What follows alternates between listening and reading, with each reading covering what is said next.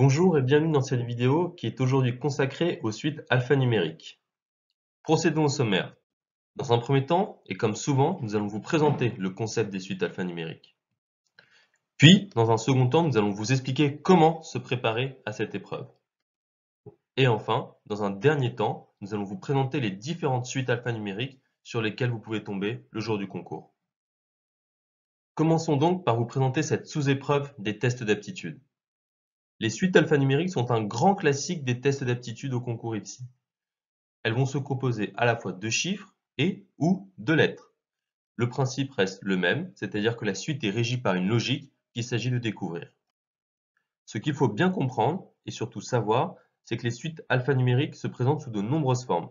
Vous pouvez trouver seulement des chiffres et ou des lettres qui peuvent être parfois entre parenthèses et vous pouvez même dans certains cas tomber sur des mots complets.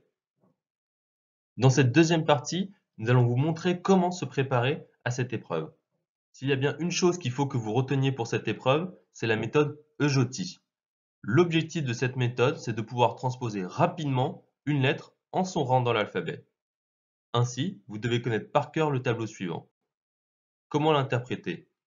Dans l'alphabet, la lettre E correspond au 5e rang, la lettre J au 10e rang, la lettre O au 15e rang, la lettre T au 20e rang et la lettre Y au 25e rang. Ainsi, si je cherche le rang de la lettre G, comme je sais qu'il se trouve 2 rangs après E, je fais 5 plus 2, 7. Ainsi, la lettre G se trouve au 7e rang. Cela m'a permis d'aller beaucoup plus vite. Un petit conseil, avant de commencer l'épreuve, notez sur une feuille de brouillon le tableau ci-dessus, cela vous fera gagner du temps. Comment résoudre une suite alphanumérique? Dans un premier temps, faites attention à ce que vous recherchez. Est-ce une lettre ou un nombre? Puis, traitez séparément les lettres et les nombres. Essayez de déceler une logique et testez-la. Si aucun lien n'apparaît, considérez alors les nombres et les lettres ensemble. De la même manière, essayez de trouver une logique et testez-la. Si après toutes ces tentatives, aucune logique ne vous semble évidente, focalisez-vous de nouveau sur les nombres ou sur les lettres. Il y a certainement une signification indépendante de tout raisonnement logique. Par exemple, vous pouvez avoir affaire à des mois de l'année, à des jours de la semaine, ou à des mots appartenant au même champ lexical, etc., etc. Dans cette troisième partie, nous allons vous parler des différentes suites alphanumériques sur lesquelles vous pouvez tomber.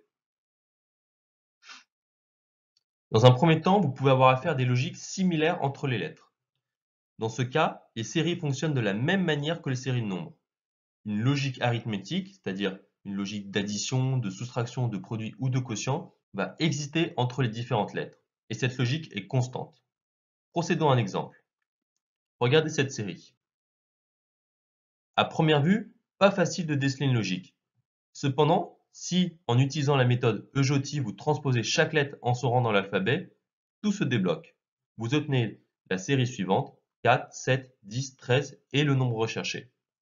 On voit donc qu'entre chaque chiffre nombre, on ajoute 3. La lettre qui se situe 3 rangs après la lettre M est P.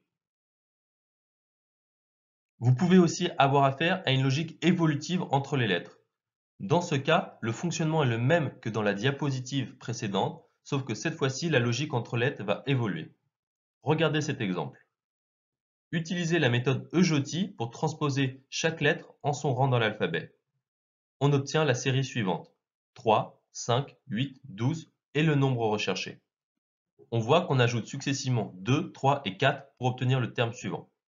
Ainsi, la lettre que l'on recherche va se trouver 5 rangs après elle. La bonne réponse est donc Q. Autre type de suite, les successions d'opérations. Dans ce cas, la série est composée d'une succession d'opérations qui sont récurrentes. Ces opérations peuvent être des sommes, des différences, des produits ou des quotients. Regardez cet exemple. Transposez encore une fois, en utilisant la méthode EJOTI, les lettres en leur rang dans l'alphabet. On obtient 3, 6, 5, 8, 7 et le nombre recherché. On remarque que successivement, on ajoute 3, puis on soustrait 1 à la suite.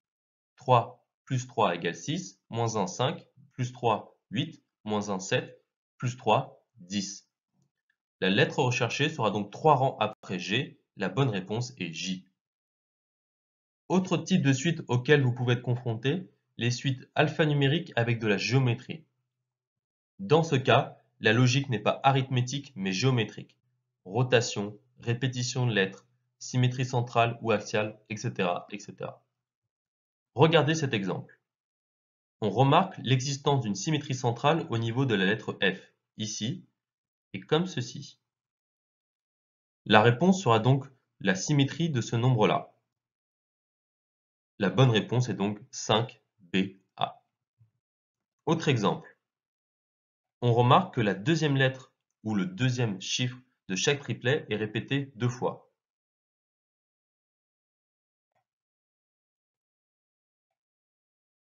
TT ici, 7 et 7 ici, PP ici, et donc on va avoir 4, 4. La bonne réponse est donc O, 4, 4. Dernier type de suite auquel vous pouvez être confronté, les suites de lettres et de chiffres. Dans ce cas, l'énoncé vous propose le plus souvent une correspondance entre les lettres et les chiffres. Vous avez ici affaire à un code. Ce qu'il faut bien retenir, c'est que les possibilités de codage sont quasi infinies. Ainsi, pour vous, la seule manière de vous préparer, c'est de maîtriser par cœur vos correspondances entre les lettres et les chiffres, grâce à la méthode EJOTI, et de tester le maximum de combinaisons possibles. Regardez cet exemple. Dans ce cas, on constate que A correspond au chiffre 9. Entre J et A, il existe 10 lettres d'écart, d'où le fait que J soit associé au nombre 19. De même, entre J et M, il existe 3 rangs d'écart, d'où le fait que M soit associé au nombre 22. La lettre V est située 9 rangs après M, donc le nombre recherché est 22 plus 9, c'est-à-dire 31. Merci d'avoir suivi cette vidéo consacrée aux suites alphanumériques. N'oubliez pas le plus important, maîtrisez la correspondance entre les lettres et les chiffres et surtout entraînez-vous, entraînez-vous, entraînez-vous. Comme d'habitude, si vous avez des questions ou des remarques sur ce cours, vous pouvez nous envoyer un mail ou nous contacter directement sur notre plateforme prepacademy.fr via notre chat. N'hésitez pas non plus à nous suivre sur Facebook et sur Twitter pour être tenu au courant de nos dernières actualités. À bientôt sur Prep Academy.